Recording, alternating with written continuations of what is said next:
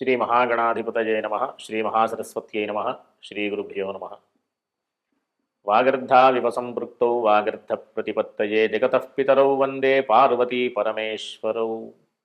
మనం ఈ నవంబర్ నెల శ్రీ మహాగణాధిపతయే నమః శ్రీ మహాసరస్వత్యై నమః శ్రీ గురుభ్యో నమః. మనం నవంబర్ నెలలో ఉన్నటువంటి ద్వాదశ రాశుల యొక్క ఫలితాంశాలలో భాగంగా తులారాశి వారికి ఉన్నటువంటి రాశి ఫలాలు చెప్పుకుందాం.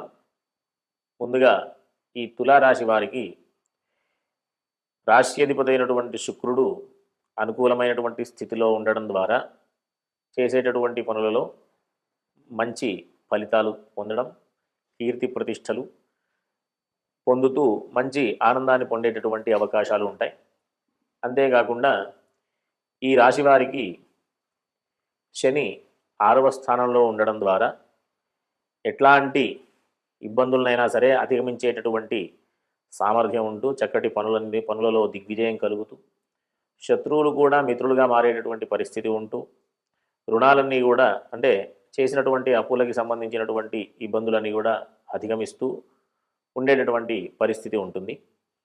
వీరికి ఈ మాసమంతా కూడా రవి యొక్క సంచారం అంత అనుకూలంగా లేదు కాబట్టి అందరూ కూడా అంటే రవి మేధస్థానంలోకి 16వ తేదీన మారేటటువంటి పరిస్థితి. అంతకు ముందు కూడా అంత శుభస్థానం ఏమీ కాదు, మధ్యమమైనటువంటి ఫలితాన్ని ఇస్తూ ఉంటాడు. లాభాధిపతి అయినటువంటి రవి ద్వితీయ స్థానంలో ఈ రకమైనటువంటి అనుకూలమైనటువంటి స్థితే, కానీ అది వేధస్థానంగా ఉండడం ద్వారా రవికి ఈ ఆర్థిక విషయంలో కాస్త జాగ్రత్తలు అవసరం. పెట్టుబడులు కానీ ఉన్నటువంటి డబ్బుని వినియోగం చేస్తూ చేసేటటువంటి పనుల విషయంలో జాగ్రత్తలు అవసరం. ఎందుకంటే ఈ పరిస్థితులలో లాభం కంటే నష్టానికి ఎక్కువగా అవకాశాలు ఉన్నాయి కాబట్టి కాస్త జాగ్రత్తగా ఉంటూ ఏదైనా పెట్టుబడుల విషయంలో కానీ ఆర్థిక విషయంలో కానీ అన్ని రకాలైనటువంటి డబ్బుపరమైనటువంటి విషయాలలో మంచి ఫలితాలు రావాలి అనంటే ప్రతిరోజు కూడా ఆదిత్య హృదయం ఖచ్చితంగా వింటూ, ఒకవేళ ఆదిత్య హృదయం పారాయణ చేసేటటువంటి చదివేటటువంటి సామర్థ్యం ఉంటే కనుక చక్కగా ప్రతిరోజు కూడా పారాయణ చేస్తూ ఉండడం ద్వారా మంచి ఫలితాలు పొందుతూ ఉంటారు. వీరికి ఇట్లాంటి ఇబ్బందులు ఎన్ని ఉన్నప్పటికీ కూడా మంచి సామర్థ్యం వల్ల వృత్తి ఉద్యోగ వ్యాపారాల విషయాలలో మంచి చక్కటి అవకాశాలు ఉండడం ద్వారా చేసేటటువంటి ప్రయత్నాలలో శుభ ఫలితాలు పొందేటటువంటి అవకాశం ఉంటుంది. ఈ ఆర్థికపరమైనటువంటి విషయంలో ఇబ్బందులు ఉన్నప్పటికీ కూడా పనులలో మంచి అవకాశాలను పొందుతూ ముందుకు వెళ్ళేటటువంటి పరిస్థితి వీరందరూ కూడా అంటే తులారాశి వారందరూ కూడా ఎదుర్కొనేటటువంటి పరిస్థితి ఉంటుంది. ఎవరైనా ఈ వివాహ ప్రయత్నాల విషయంలో ఈ మాసంలో కనుక ప్రయత్నం చేయడం ద్వారా కొన్ని ఇబ్బందులు ఎదుర్కొనేటటువంటి అవకాశం కూడా ఉంది. ఎందుకు అంటే ద్వితీయ సప్తమాధిపతి కుజుడు ద్వితీయ స్థానంలో అంటే స్వక్షేత్రంలో ఉన్నప్పటికీ కూడా అది వేధస్థానం కాబట్టి ఆ వేధస్థానంలో ఉన్నప్పుడు అంత అనుకూలమైనటువంటి ఫలితాలు ఇవ్వడు కాబట్టి అందరూ కూడా ఈ మాసంలో ఈ తులారాశి వారందరూ కూడా ప్రతి మంగళవారం సుబ్రహ్మణ్య స్వామికి సంబంధించినటువంటి దర్శనాలు చేసుకోవడం, సుబ్రహ్మణ్య సంబంధమైనటువంటి స్తోత్రపారాయణ చేసుకోవడం, సుబ్రహ్మణ్య అష్టకం మొదలైనటువంటి విశేషమైన స్తోత్రాలన్నీ కూడా ఉన్నాయి.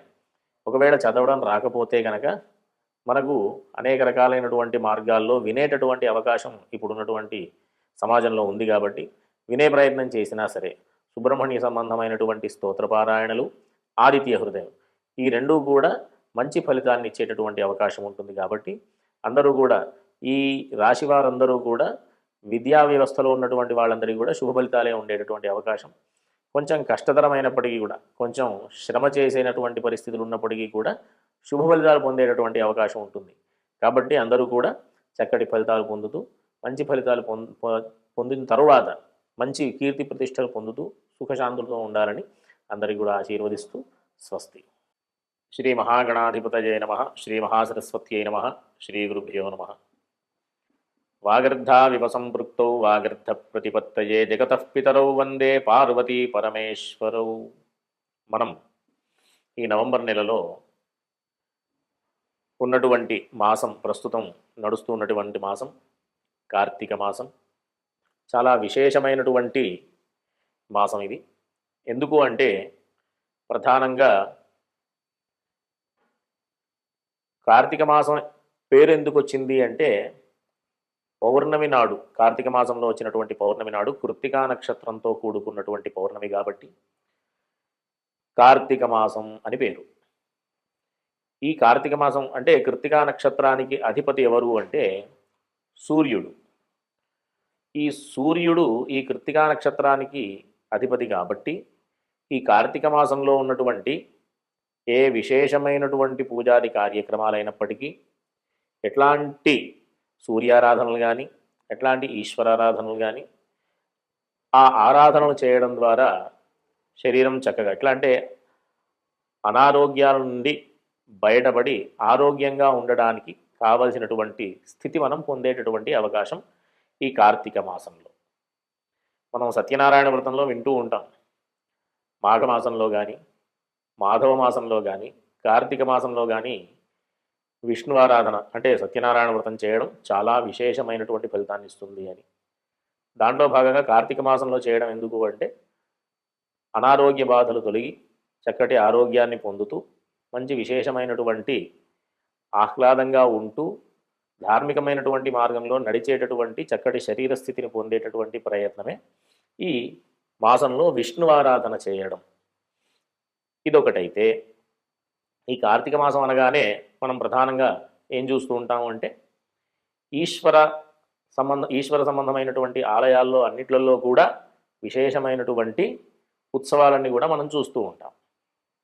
అంతేకాకుండా ప్రతి సోమవారం ఈశ్వరారాధనలు, అభిషేకాదులు చేయడం, ప్రతి అంటే ఏకాదశి, శుక్లపక్ష ఏకాదశికి, కృష్ణపక్ష ఏకాదశికి కూడా ఈశ్వరారాధన చేయడం, విష్ణు ఆరాధన చేయడం, కార్తీక దామోదర ప్రీతి అర్థం అని చెప్పి విష్ణువు యొక్క స్వరూపంగా అన్నదానాది విశేషమైన కార్యక్రమాలన్నీ కూడా చేయడం, దానాలన్నీ కూడా చేయడం. అంతేకాకుండా ఈ మాసంలో ఉండేటటువంటి మాస శివరాత్రి రోజు అంటే అమావాస్యకి ముందు రోజు వచ్చేటటువంటి రోజుని మాస శివరాత్రి పర్వదినంగా భావించి ఆ రోజు ఈశ్వర సంబంధమైనటువంటి విశేషమైనటువంటి పూజాది కార్యక్రమాలన్నీ కూడా చేయడం, దీపారాధనలు చేయడం, దీపస్వరూపంగా ఉన్నటువంటి ఈశ్వరుణ్ణి ఆరాధన చేయడం, మహాదీపార్చన, సహస్ర దీపార్చన అనే విశేషమైనటువంటి పూజా కార్యక్రమాలు చేయడం, మహాలింగార్చన, సహస్రలింగార్చన అని మొదలైనటువంటి లింగార్చనాదులన్నీ కూడా చేయడం చాలా విశేషమైన ఫలితాన్ని పొందుతారు అని చెప్పడం. ప్రధానంగా ఏ ఫలితాన్ని పొందుతాము అంటే మనం ఏ వ్రతం చూసినా, ఏ పూజా కార్యక్రమం చూసినా, ఏ రకమైనటువంటి యజ్ఞయాగాది క్రతువులు ఆచరించినా ఈ ఫలితాలు పొందుతారు అని చెప్పడం. ఉదాహరణకి సత్యనారాయణ వ్రతం చేస్తాం, దానికి సంబంధించినటువంటి విషయంలో చక్కటి సంతానం, వంశాభివృద్ధి, విశేషమైనటువంటి ఫలితాలన్నీ కూడా మనం పొందుతూ ఉంటాం. వరలక్ష్మి వ్రతం చూస్తాం, చక్కటి సౌభాగ్యం, విశేషమైనటువంటి ఫలితాలన్నీ కూడా పొందడం దాని ద్వారా చూస్తూ ఉంటాం. కానీ ఎక్కడా లేనటువంటి అవకాశం ఈశ్వరారాధన ద్వారా ఉంది. ఏ రకంగా అంటే ఈశ్వరారాధన వల్ల పాప పరిహారం అవుతుంది అని మన గ్రంథాల్లో చెప్పబడి ఉంది, చూసాం. పాప పరిహారం ఎందుకు అంటే మనిషికి సహజంగా ఎట్లా అంటే మనం మనిషి జన్మ పొందాము అంటేనే ఒక కర్మ ఫలితమే, అది పుణ్యకర్మ కావచ్చు, పాపకర్మ కావచ్చు, దానికి సంబంధించినటువంటి ఫలితాన్ని పొందేటటువంటి స్థితి. సరే, పుణ్యకర్మ విషయం పక్కకు పెడితే పాపకర్మ యొక్క ఫలితంగా అనేక రకాలైనటువంటి బాధలు పొందుతూ ఉంటాం.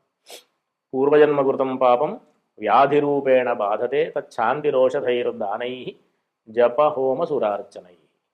పూర్వజన్మలు చేసుకున్నటువంటి పాపం వల్ల వ్యాధుల రూపంలో, కష్టాల రూపంలో మనం పొందుతూ ఉంటాం. దానికి సంబంధించినటువంటి పరిహారం ఏంటి అంటే తచ్ఛాంతిరోషధైర్దానై జప హోమ సురార్చనై. ఓషధులు సేవించడం, ఔషధ దానాలు చేయడం, అంతేకాకుండా జపతపాదులు చేయించడం, పూజారి కార్యక్రమాలన్నీ చేయించడం, దేవతారాధనలు చేయించడం ద్వారా ఆ పాప పరిహారం యొక్క ఫలితాన్ని పొందుతాము అంటాం. దాంట్లో విశేషమైన కార్యక్రమం ఏంటంటే ఈశ్వరారాధన. తద్వారా మనం ఈశ్వరారాధన చేయడం ద్వారా పాప పరిహారం గావించి ఉన్నటువంటి సమయాన్ని సద్వినియోగం చేసుకునే శరీరాన్ని పొందేటటువంటి పరిస్థితి ఉంటుందన్నమాట. మనం ఈ జన్మలో ఏది పొందాలన్నా, ప్రతిరోజు 2 మెతుకులు నోట్లోకి వెళ్ళాలన్నా మనం పూర్వం చేసుకున్నటువంటి పుణ్య ఫలితమే. ప్రతిరోజు మనం ఆరోగ్యంగా ఉండాలన్నా, విద్య రావాలన్నా, జ్ఞానం రావాలన్నా, వివాహం కావాలన్నా, విశేష విశేషమైనటువంటి సంతానం కలగాలన్నా, వృత్తి ఉద్యోగ వ్యాపారాదులలో మంచి ఫలితాలు రావాలన్నా అన్నిటికీ కారణం పూర్వజన్మలో చేసుకున్నటువంటి పుణ్య ఫలితమే. కాబట్టి అట్లాంటి పూర్వపుణ్యాన్ని పెంచుకునే ప్రయత్నంగా పాపాన్నంతా కూడా పరిహారం చేసుకునేటటువంటి అవకాశం మనం ఈ కార్తీక మాసంలో ఈశ్వరారాధన వల్ల మనం పొందుతుంటాం. కాబట్టి అందరూ కూడా చక్కగా ఈ మాసం అంతా కూడా సద్వినియోగం చేసుకుంటూ, ఏ రకంగా అంటే చక్కగా ఈశ్వరారాధనలు, విష్ణు ఆరాధనలు, సూర్యారాధనలు చేయడం ద్వారా మంచి ఫలితాలని పొందుతూ అందరూ కూడా సుఖంగా ఉంటూ సమాజంలో ఉండే ప్రతి ఒక్క జీవి కూడా ఆరోగ్యంగా, ఆనందంగా, సుఖ సంతోషాలతో ఉంటూ ఉండాలని ఆశీర్వచనం. స్వస్తి.